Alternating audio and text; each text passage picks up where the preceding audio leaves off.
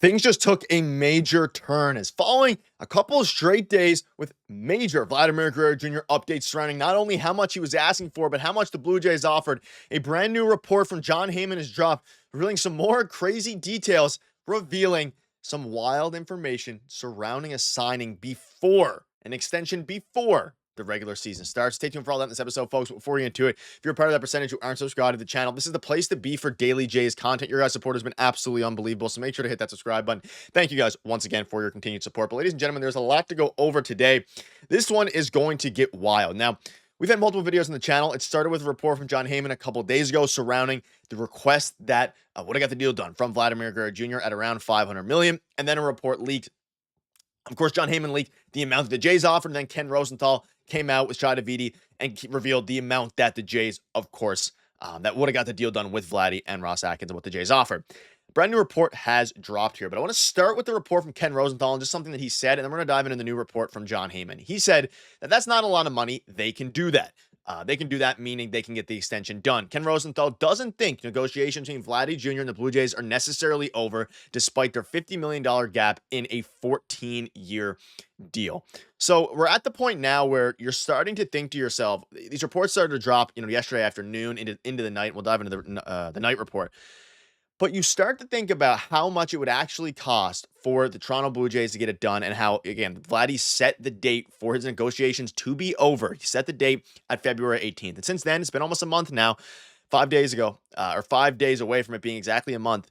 Conversations haven't really, they haven't re-picked back up. But at the same time, the way that Vladdy is speaking, remember, he had a post, an interview with the New York Post talking about how he would, maybe entertain an extension depending on what happens.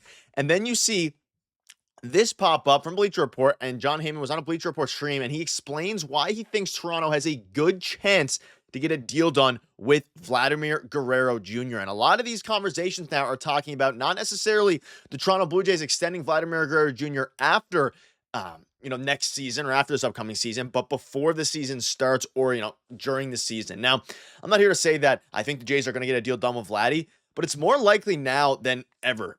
Simply because we now know, I guess not now than ever, but now compared to when of course, the deadline went out.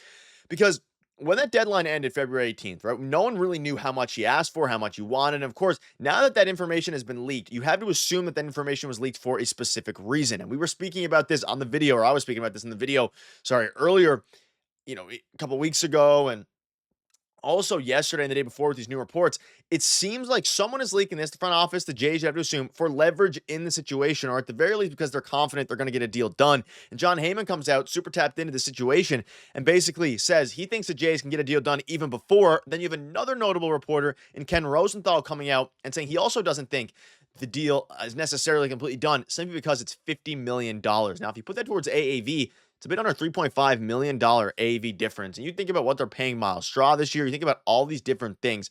Yes, a $50 million gap. The Jays' current offer is around $450 million after, deferrals in current day value, right? $450 million in current day value. And of course, it's basically $500 million with deferrals. So if you include those, all those different things, right? $450 million in current value. He wants $500 million in current value, which is a $50 million difference. But in the grand scheme of things, how much is that actually? They can negotiate and get a deal done here. And the actual quote from Jon Heyman, he says, the Jays still have a good chance to re-sign Vladdy. He also added, Vladdy told me when I was out there 2 to 3 weeks ago, after talks were halted, that he loves Canada, he loves Toronto, he loves the Jays, and all things being equal, he'd love to stay. So this is good news on multiple fronts. Now, we know the fan base has kind of turned on Vladdy a little bit, then turned back on the front office, because he is asking an absurd amount of money. Like $500 million in current value is ridiculous. It would make him the second highest paid player behind Juan Soto. It would allow him to surpass Shohei Ohtani as this second highest paid player in MLB history, all these different things. But at the same time, he has come out now to Jon Heyman privately, and we've heard it. He said it in the interview with Hazel May, all these different things, that he wants to stay in Toronto, right?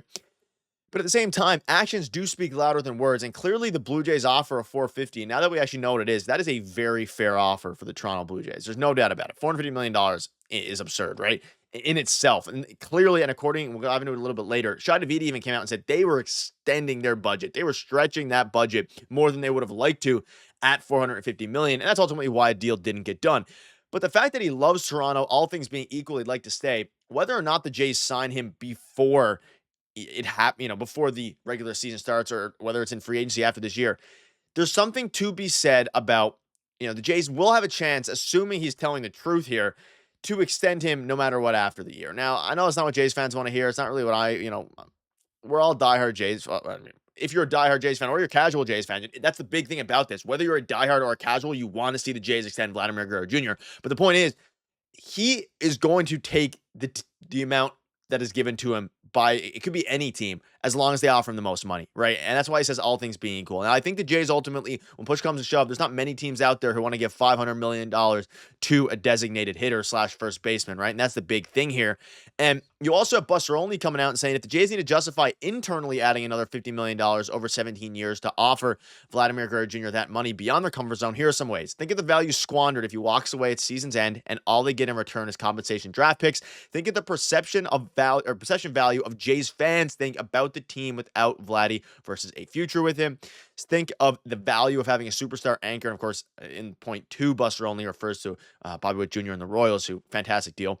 And of course, you talk about the value, and for franchise worth $2.1 billion or so, $3.5 million yearly is like tip money. Now, I mean, all things being equal, sure, I guess it's like tip money for the Rogers, but at the same time, something has to be said about the Jays just not wanting to go beyond their means. And I think they already did go beyond their means with $450 million. Not beyond their means in the sense of they can't afford it, because they absolutely can. You traded for Miles Straw's $11 million AAV contract, right? But the amount that they think he's actually worth, and if he's going to get that in open market. Because I think there's something to be said about the Jays at this point. And I think Keegan Matheson and some reporters have spoken about it. The Jays going into this season, they need to win. Everybody's in the hot seat, no matter what, right? And if you're Vladimir Guerrero Jr., Bo Bichette, you're both in contract years. You're going to be free agents after the season. You're at the point where you are both in contract years. This is probably the best years of their careers, debatably for Vladdy, of course, 2021. I could see Bo having the best year of his career.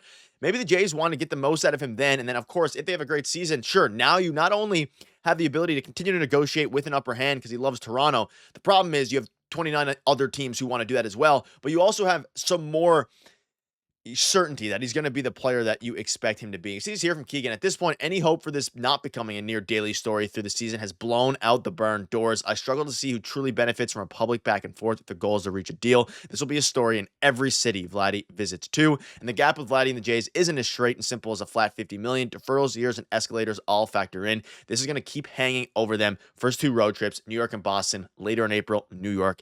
Headlines.